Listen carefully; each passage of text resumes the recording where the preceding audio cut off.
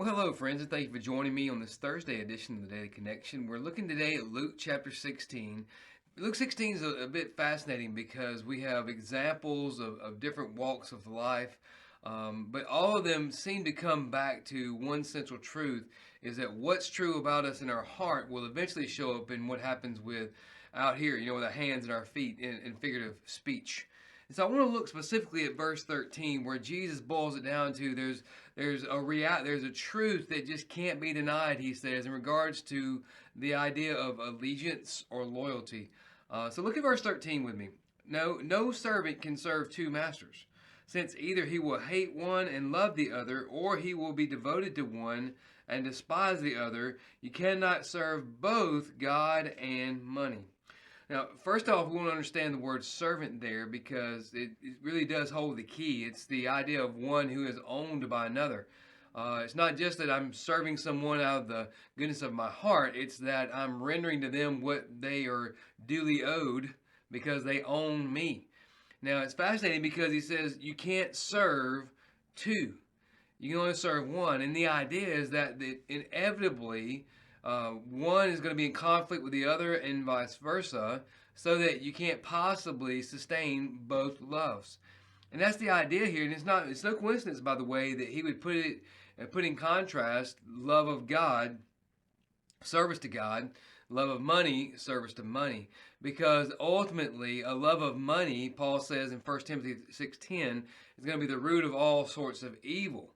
It's going to give way to all sorts of evil actions and attitudes that are in conflict with the Word of God, in contradiction to the nature of Christ. And so the same is true with God. In serving God, inevitably, the things of God are going to come into conflict with the passions and desires for money. Now, I think it's interesting how he uses that to flow out of what he just said, because if you go back a few verses, 11 and 12, he says, so if you haven't been faithful with worldly wealth, who's going to trust you with that, what is genuine? And if you have not been faithful with what belongs to someone else, who will give you what is your own? So here we see the idea of stewardship. We have serving in verse 13. Now we have a little picture of stewardship, meaning that I understand I don't own this, whatever this resource is. I'm simply a steward of that resource. And the way I steward that resource, first of all, demonstrates my attitude and my relationship to the owner of that resource. But it also shows that how the significance I see about that resource. That it's a resource that's not just about benefiting me, but it's a resource that can benefit many and ultimately bring the greatest good to the owner. And it's the same thing here. God is not opposed to wealth. God is not opposed to owning things and having possessions at all.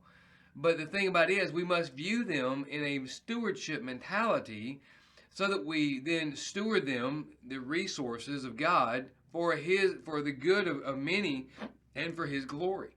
And that's what Jesus is getting at right here. He even goes on a little later on in verses 14 and 15 to basically chastise the religious leaders who, Luke says, they loved money. They were scoffing at him as he was telling these stories or giving these parables. And Jesus looked at him and says this, "You're the ones who justify yourselves in the sight of others, but God knows your heart. For what is highly admired by people is revolting in God's sight."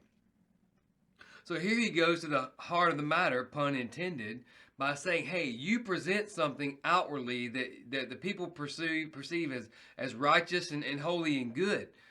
But I know your motive, and your motive is found in your heart, and God knows your heart, and he knows that in your heart you are wicked, conceited, you are a worshiper of money and self, and despite what the people may think, God knows the truth. And that's really where verse 13 is going. Where your treasure is, there your heart's going to be also. And where your treasure is, that's what you're going to serve. What you treasure and value the most, that's what or who you're going to serve. And so it really should cause us to pause and reflect on, where do we spend most of our time? How do we use the majority of our talents? What do we do with our treasures? Whether that's our possessions that are inanimate, meaning they're not living items. They're set, they're established. They don't move around. or whether it's something like money that's more malleable. It can be used in so many different ways.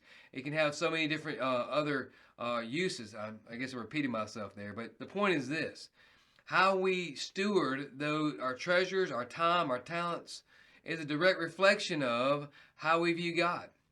If we view God to be the owner, not just of those resources, but of us, then we're going to steward those resources for His glory and for the good of others, and we will get delight from that. However, if we believe we are the owners of the resources, then we just become a slave to those resources, and we're not going to steward them. We're going to be stingy with them. We're going to isolate their use and their benefit to us and our greatest good. And that, according to Jesus, shows where our heart truly is. So I challenge us today to reflect for a few moments on that. And let's pause to consider how we have what kind of steward we are of God's resources. Would God say, "Well done, good and faithful servant," or would God say, "Depart from me," in regards to the love we've shown for Him and how we steward His resources? Well, one of the greatest resources He gives us to steward is time. And the way that we do that, the way we steward that resource in regards to the gospel, goes a long way to demonstrating who we truly treasure and value in our heart. So as you think about your time today, some of it's going to be dedicated to a vocation. You got a job, and I get that. That's how we provide other things of necessity. The financial resources to buy food, shelter, clothes. I get that. I'm not demonizing that at all. But let's also realize that our time is also valuable in terms of how we steward that for a gospel purpose. So whether you're headed to work, whether you're headed to do some sort of recreation, whether you're headed to spend time with family or friends, always remember that God has given us that time to steward it for His kingdom purpose. And the way we do that is by living sent.